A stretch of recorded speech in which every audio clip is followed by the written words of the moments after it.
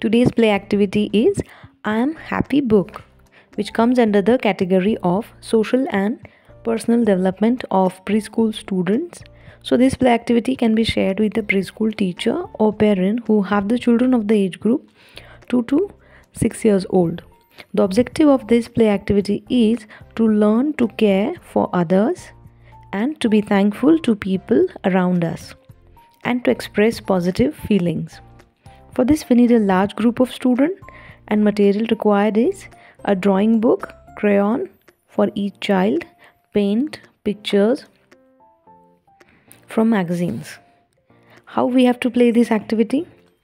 In this activity, children make their own scrapbooks of the things that they are thankful for.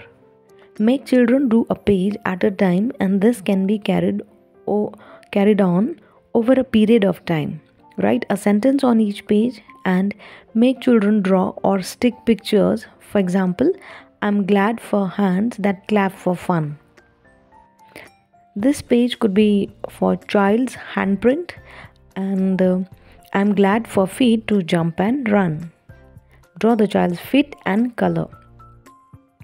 I'm glad for my mother who looks after me.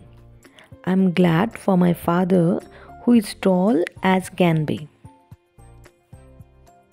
In this manner, you could make children draw, color or paste pictures of things that they are happy about and thus make up the whole scrapbook.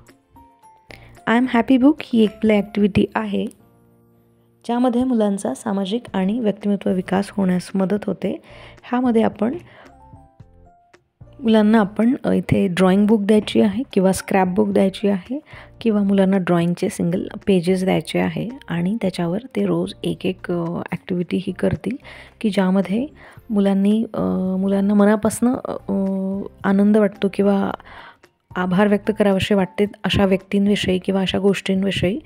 तर त्याचं तिथे चित्र काढायचं आहे की जसं आपले हात आपल्याला किती उपयोगी असतात. आपण त्यासाठी मनापासून आपण आनंद व्यक्त केला पाहिजे किंवा आभार मानले पाहिजे. तर त्यासाठी मुलं हाताचा पंजा काढू शकतील आणि तो ड्रॉ आउटलाईन करायची आणि तो पेन्सिलने ड्रॉ करून त्यामध्ये क्रेयॉननी कलर करायचं.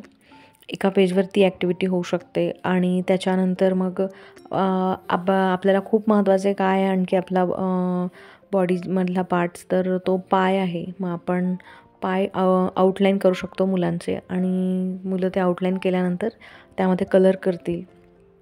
मग परत आणखी काय तर मग आपल्या आजूबाजूला असणारे आपले घरातले फॅमिली मेंबर्स जसं आई आहे, वडील आहे. तर जसं आपण हॅपी मदर्स डे किंवा फादर्स डे सेलिब्रेट करतो किंवा ग्रँडपॅरेंट्स डे सेलिब्रेट करतो. तर त्याहीमध्ये आपण एक ॲक्टिव्हिटी अशी ही घेऊन ती या स्क्रॅपबुकमध्ये लावू शकतो.